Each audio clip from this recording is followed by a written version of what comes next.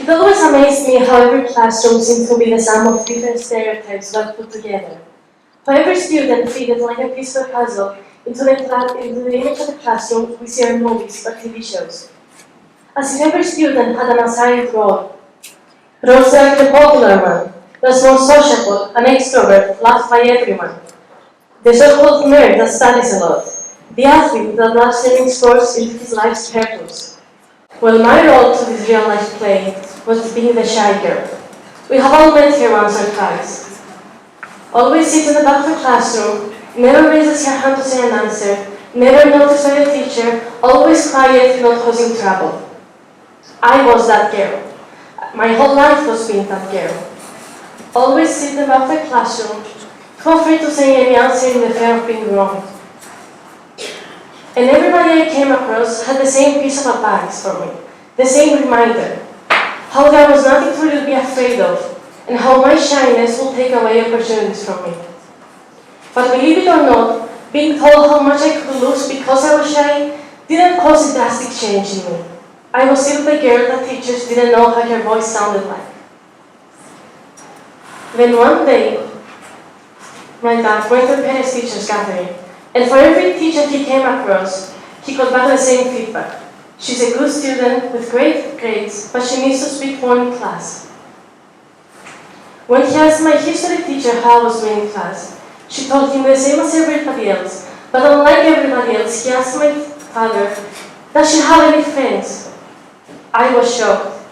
The fact that I didn't speak as much in class created this illusion, not only to this new teacher, but to all my teachers, that I didn't have any friends, as if my fear of speaking in a classroom had had an effect on my life outside of it. This didn't make me talk more in class.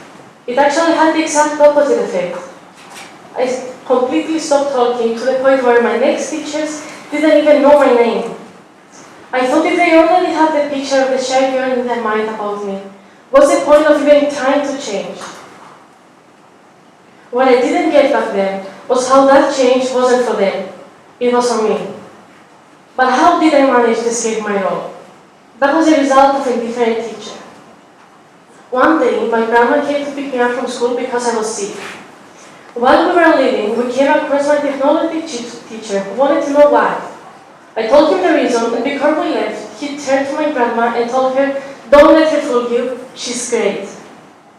Just because a technology subject had nothing to do with answering questions or saying opinions in class, and everything to do with creativity and problem solving, there I wasn't the shy girl with no confidence. That Tekla was a place I could fully be myself, someone who knew her talents and abilities and trusted them. That was the person this teacher saw, not the shy girl, but something deeper. His words meant a lot. They meant that not everybody saw me that way, that I could do more, that I could be something more. I started feeling the need to show that person to everyone around me. I thought I'll show them what I can do. I carried that thought with me, that promise I made to myself to welcome the change when I went to high school, to teachers that had already formed an opinion of me. Thanks to this talent club, I started speaking, not only in front of my classroom, but at English projects and even at the physics competitions. I did fail, quite a lot actually. They say that the play audition for someone who couldn't act to save her life wasn't my brightest idea. But you know what? The pride I got from simply trying overshadowed the sadness of failure.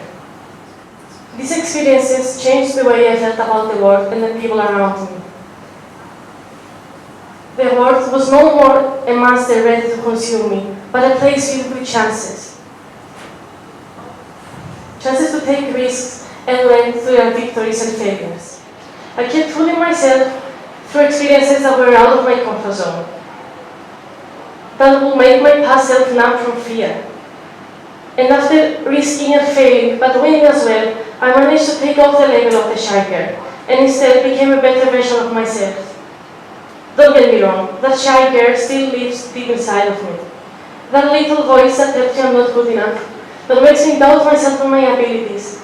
I hear that voice every time I try something new, every time I take a risk, every time I fail. I heard it this day while I got on this stage. The difference is that I no longer let her feed from the fear of failing.